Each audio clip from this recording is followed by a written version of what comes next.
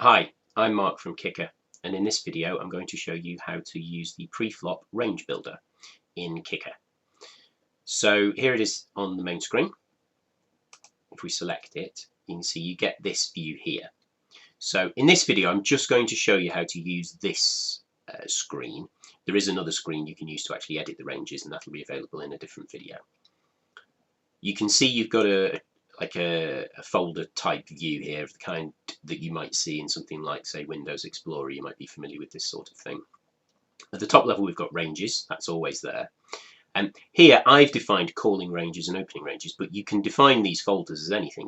It's exactly like Windows Explorer in that respect. You can create, you can add folders, you can delete folders, you can rename them. I'll just expand this one out. You can see for calling ranges we've got a folder here called responses to button open, and underneath here we've got a little crisscross icon that says small blind response to button open, and if I expand out the opening ranges you can see that we've got button open. So at the moment I've only defined two ranges here, and I've tried to put them in some kind of structure that makes sense. So we've got the calling ranges separate from the opening ranges, and indeed they are defined as different types of ranges. And we've got responses to button open, and we've specifically just got small blind response to button open. If I select that, you'll see on the right hand side you can view what that range looks like. In this view you can't edit it, but you can see what it looks like. And the same for the button open. You can see here I've defined that button opening range. What you can do to add more ranges, let's say we wanted to add another opening range, we just select the opening range folder, we select add opening range, and then within it, let's say we wanted, so by default it's called new range, but let's say we wanted to call it cutoff open. So we've called the range cutoff open. I will just briefly go into the editor just so I can create something, but as I say, there'll be another video to go into this in more detail. And here I'll just define some kind of cutoff opening range. So now we can see that we've got the button open, and we've now got a different opening range of a cutoff open. I just hit OK to make sure that that gets saved, come back in, and now you can see it's there, it's been stored. That's now stored in the database, and that can be used in analysis later on. For responses, you can do the same sort of thing, so you can hit add responding range. Again, it will be called new range. Let's say that this one is, we'll call this big blind response to button open.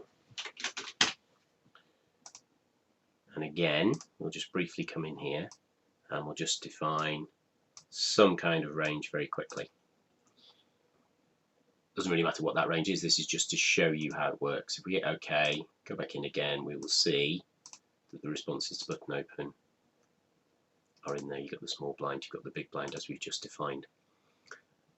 You can add new folders here as well. Let's say that these calling ranges and these opening ranges are for when I play on, let's say, PokerStars.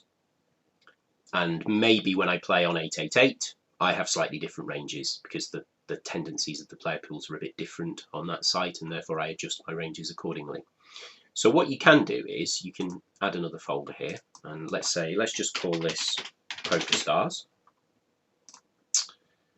And then what you can do is you can move these. You can just grab hold of the calling ranges and just drop them onto the PokerStars folder, and the same with the calling ranges. And now we've got, at this level, we've now got a folder called PokerStars. And when we expand PokerStars out, we've got the calling ranges and the opening ranges. And if we wanted one for 888, we can just select add folder. We could call that 888. And there's that folder. And now in that folder, we can create new folders within opening ranges. And then within that opening ranges, we can then add another opening range. And again, we could put button open.